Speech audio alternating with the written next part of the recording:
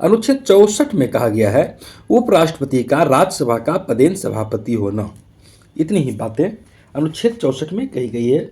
The vice president to be ex officio chairman of the council of states, अर्थात उपराष्ट्रपति राज्यसभा का पदेन सभापति होगा और अन्य कोई लाभ का पद धारण नहीं करेगा।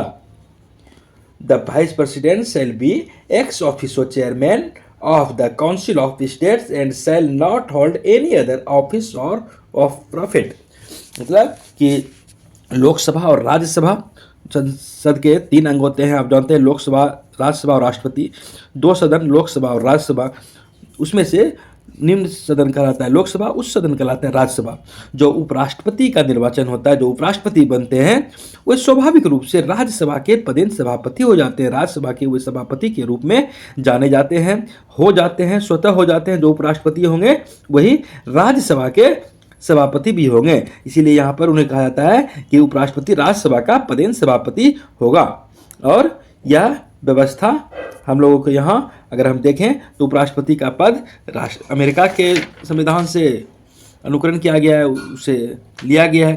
खैर, यहाँ पर इतना ही बातें हैं कि जो राष्ट्रपति होंगे, जो उपराष्ट्रपति होंगे, वे राज्यसभा के पदेन सभापति होंगे।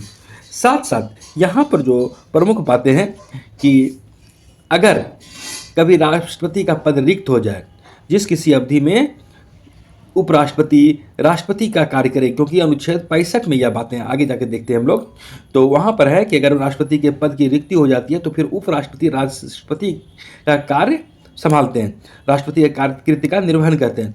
तो वही बात ये कही गई है। परंतु जिस किसी अवधि के दौरान उपराष्ट्रपति अनुच्छेद 65 के अधीन राष्ट्रपति के रूप में कार्य करता है या राष्ट्रपति के कृत्यों का निर्वहन करते हैं, उस अवधि के दौरान वह राज्यसभा के सभापति के पद के कर्तव्यों का पालन नहीं करेंगे और वह अनुच्छेद 97 के अधीन राज्यसभा के सभापति को संदेह वेतन या भत्ते का हकदार नहीं होगा।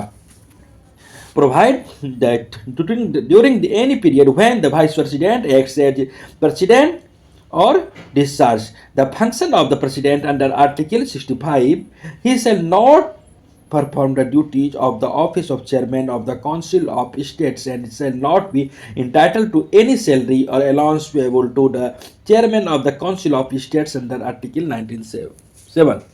यहाँ पर कहने का आशय यह है कि जब वे राष्ट्रपति के कृत्य का निर्वहन करते हैं तो उस दौरान वे राज्यसभा के सभापति के रूप में अपने कर्तव्य का निर्वहन नहीं करते हैं।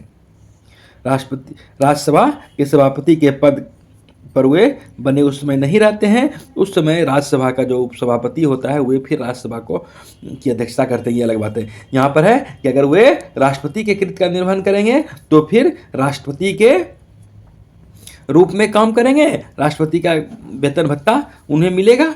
यह पूर्व के ही अनुच्छेद में इसका जिक्र है।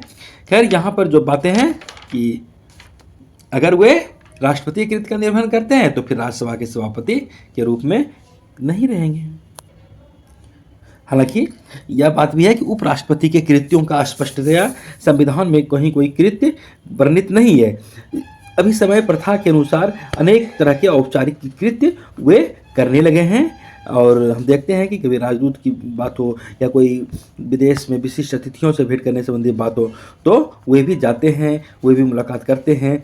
ऐसी प्रथाएं स्पष्ट हो गई, लेकिन संविधान में उनके कृत्य की स्पष्टता कहीं कोई वर्णन नहीं हमें देखने को मिलता है। राष्ट्रपति के कृत्य के रूप में उनकी अनुपस्थिति के बाद ही वे काम करते हैं और साधारणतः वे राज्यसभा के सभापतित्व का काम करते हैं।